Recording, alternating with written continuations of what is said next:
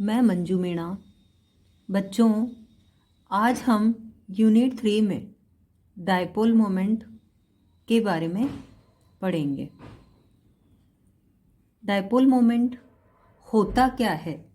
सबसे पहले हम ये देखेंगे कि डायपोल मोमेंट किसे कहते हैं। जब सहसंयोजक बंध असमान प्रकार के परमाणुओं के मध्य बनता है तो साझे का इलेक्ट्रॉन युग्म अधिक विद्युत ऋणात्मक परमाणु की ओर विस्थापित हो जाता है।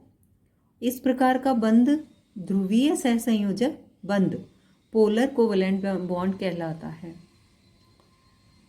बंधित परमाणुओं के मध्य विद्युत ऋणता का अंतर बढ़ने के साथ बंध की ध्रुवणता में भी वृद्धि होती है। तो किसी सहसंयोजक बंध की ध्रुवणता को द्विध्रुव आघूर्ण के रूप में प्रदर्शित किया जाता है। इसको जो सिंबल है वो हम म्यू से इसको शो करते हैं। यूनिट जो है इसकी द्विध्रुव आघूर्ण की वो डिबाई होती है।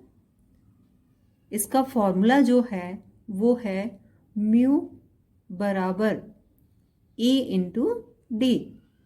यहाँ पर म्यू आपको पता है डायपोल मोमेंट है। E जो है वो किसी एक बंधित परमाणु पर आवेश है और D क्या है, वो बंध लंबाई या अंतरनाभिकीय दूरी आप इसे कहते हैं। एक डिबाई बराबर क्या होता है 10⁻⁻18 ESU सेंटीमीटर या फिर ऑब्लिक 10⁻⁻8 पिकोमीटर ESU। आपको आगे बच्चों पता होगा, आपने पढ़ा भी होगा थोड़ा बहुत, 11th-12th में भी हम पढ़ते हैं इस टॉपिक के बारे में। हम आगे बात करते हैं कि द्विध्रुव आघूर्ण जो है वो एक सदिश राशि होती है जिसकी डायपोल मोमेंट की जो दिशा होती है वो कम विद्युत ऋणी परमाणु से अधिक विद्युत ऋणी परमाणु की ओर होती है, जिसे मैं आपको वीडियो में दिख रहा होगा ऐसे एक एरो लगा के और पीछे एरो पे प्लस सा साइन होता है, इस तरह से हम इंडिकेट करते हैं जिसकी डायरेक्शन कम विद्युत ऋणी से अधिक विद्युत ऋणी परमाणु की ओर होती है। तो डायपोल मोमेंट एक तरह से बंध में पोलैरिटी को ही दर्शाता है। आगे हम इसका एक क्वेश्चन देखते हैं कि जो डायपोल मोमेंट है वो कैसे हम इसको कैलकुलेट करते हैं। आपको मैंने अभी बताया म्यू बराबर E इंटू डी बताया फॉर्मूला। इसको लगाते हुए हम इसको सॉल्व करेंगे। एक क्वेश्चन है आपके, HF की अंतरनाभिकीय दूरी 91.7 pm है एवं H प्लस पर आवेश 4.8 10⁻⁻10 ESU मानते हुए HF अणु के डायपोल मोमेंट का मान डिबाई में ज्ञात करो। तो हम इसके लिए फॉर्मूला लगाएंगे म्यू बराबर E इंटू डी। हमारे पास आवेश जो है वो HF का H प्लस का दे रखा है 4.8 10⁻⁻10 रख दिया हमने इसमें वैल्यू, और अंतरनाभिकीय जो दूरी दे रखी है वो 91.7 pm दे रखी है, वो लिख दी। तो इससे हमारा आंसर आया 4.4 डिबाई। तो इस तरह के छोटे छोटे क्वेश्चंस आपके एग्जाम में आ जाते हैं जिनकी आपको प्रैक्टिस करनी है डायपोल मोमेंट पर। इसके बाद हम बात करते हैं बच्चों dipole moment in polyatomic molecule. किस तरह से हम डायपोल मोमेंट मॉलिक्यूल्स में देखते हैं या कैलकुलेट करते हैं। परमाणुक अणुओं में द्विध्रुव आघूर्ण। अब हम एक बात ये समझते हैं कि ये देखना पड़ेगा हमें कि जो मॉलिक्यूल है वो सममित है या असममित है, किस तरह का मॉलिक्यूल है। अगर मॉलिक्यूल हम बात करते हैं, अगर सममित ज्यामिति है अणु की, तो बंधों के द्विध्रुव आघूर्णों का योग जो है सदिश वो 0 होगा। जैसे फॉर एग्जाम्पल हम बात करें म्यू CO2 की, तो CO2 में क्या होगा, जो म्यू है उसकी डायपोल मोमेंट इस बॉन्ड का इस तरफ होगा और इस बॉन्ड का इस तरफ, तो अपोजिट डायरेक्शन होने की वजह से हम इसका रिजल्टेंट देखेंगे और ये कैंसिल आउट हो जाएगा और इसका जो म्यू है रिजल्टेंट 0 होगा। CCl4 में भी हम यही देखें कि सममित ज्यामिति है तो डायपोल मोमेंट 0 होगा। एक बात आपको बताएं कि डायपोल जो मोमेंट है उससे हम क्या क्या करते हैं, इसके एप्लीकेशन पार्ट जो हैं वो, एक तो हम परसेंटेज आयनिक करेक्टर हम इससे निकालते हैं कोवलेंट बॉन्ड का, और दूसरा जो है वो determination of shapes of given species, shapes निकालते हैं।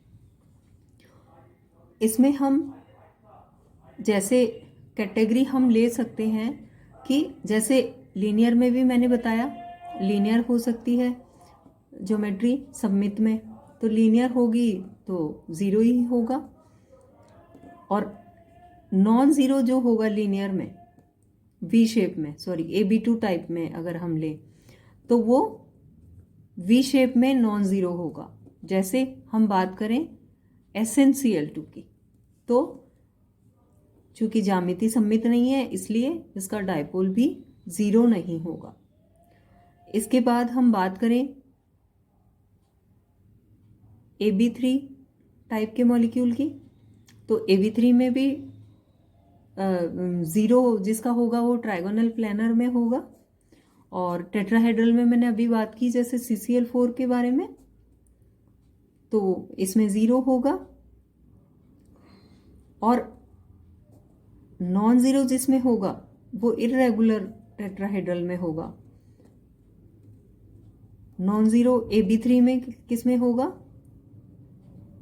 ट्रायगोनल पिरामिडल में, और टी शेप वाले मॉलिक्यूल्स जो होंगे उनमें जो डायपोल मोमेंट होगा वो नॉन ज़ीरो होगा।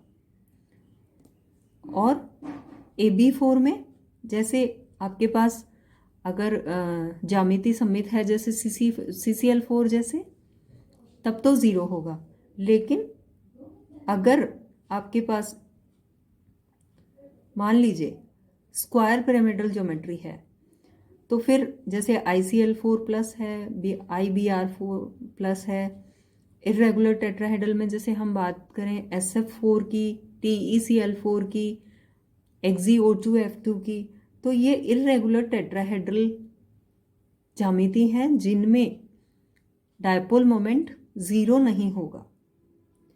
ऐसे ही हम AB5 टाइप के मॉलिक्यूल बात करें, AB5 में जैसे ट्रायगोनल बायपिरामिडल मॉलिक्यूल, जैसे फॉर एग्जांपल PCl5 की बात करें, PCl5 में तो 0 होगा, आपको पता है क्योंकि सममित मॉलिक्यूल है, लेकिन नॉन ज़ीरो जो होगा वो स्क्वायर पिरामिडल में, जैसे फॉर एग्जांपल मैंने बात की IF5 की, और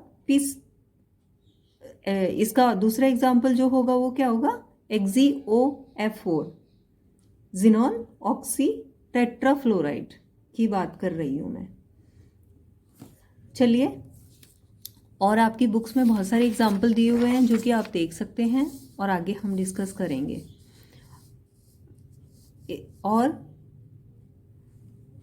इसके बाद हम बात करते हैं, जैसे आपने देखा होगा कई जगह क्वेश्चंस होते हैं कि NH3 का डायपोल मोमेंट NF3 की तुलना में ज़्यादा होता है। क्यों होता है, ये एग्ज़ाम में रीज़न भी आता है, छोटा क्वेश्चन आता है जिसमें आपको ये पूछा जाता है कि NH3 का डायपोल मोमेंट NF3 की तुलना में ज़्यादा होता है, तो क्यों होता है ये आपको बताना है। तो हम इसकी इलेक्ट्रोनेगेटिविटी की बात करें तो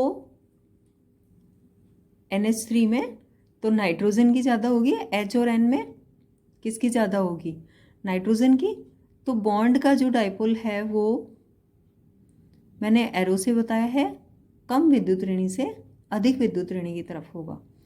तो एरो मैंने उसी तरह बनाया है, और एलपी का भी सेम डायरेक्शन में हो गया। तो दोनों जो है डाइपोल जुड़कर रिजल्टेंट जो होगा वो ज़्यादा हो जाएगा। और NF3 में हम बात करें तो NF3 में क्या होगा, NF3 में चूंकि नाइट्रोजन और फ्लोरीन में हम इलेक्ट्रोनेगेटिविटी की बात करें, विद्युत ऋणता की बात करें, तो फ्लोरीन की ज़्यादा होगी। तो जो बॉन्ड के इलेक्ट्रॉन हैं वो F की तरफ ज़्यादा होंगे और बॉन्ड में पोलैरिटी आ जाएगी। तो हम इसका जो डाइपोल बताएंगे वो नाइट्रोजन से F की तरफ बताएंगे, और लोन पेयर का ऊपर की तरफ होगा। तो दोनों का हम रिजल्टेंट देखें तो कम हो जाएगा, जुड़ेगा नहीं, कम हो जाएगा। रिजल्टेंट देखें, क्योंकि डाइपोल मोमेंट एक सदिश राशि है, तो परिणामी देखते हैं हम हमेशा, ठीक है। तो कई बार एग्ज़ाम में ये क्वेश्चन आता है कि NH3 और NF3 में किसका डाइपोल मोमेंट ज़्यादा होगा, तो हम कहेंगे NH3 का ज़्यादा होता है। रीज़न मैंने बता दिया है आपको। इसके बाद हम बात करते हैं वाटर मॉलिक्यूल की। वाटर मॉलिक्यूल का जो डाइपोल मोमेंट होता है वो जो है H2O का वाटर मॉलिक्यूल म्यू बराबर 1.8 dBi होता है। जल अणुओं में भी अनाबंदी इलेक्ट्रॉन युग्मों का परिणामी आघूर्ण भी उसी दिशा में कार्य करता है जिस दिशा में OH बंध का आघूर्ण करता है। तो H2O का परिणामी आघूर्ण जो होता है दो OH बंधों के आघूर्णों के योग से तो अधिक होता है।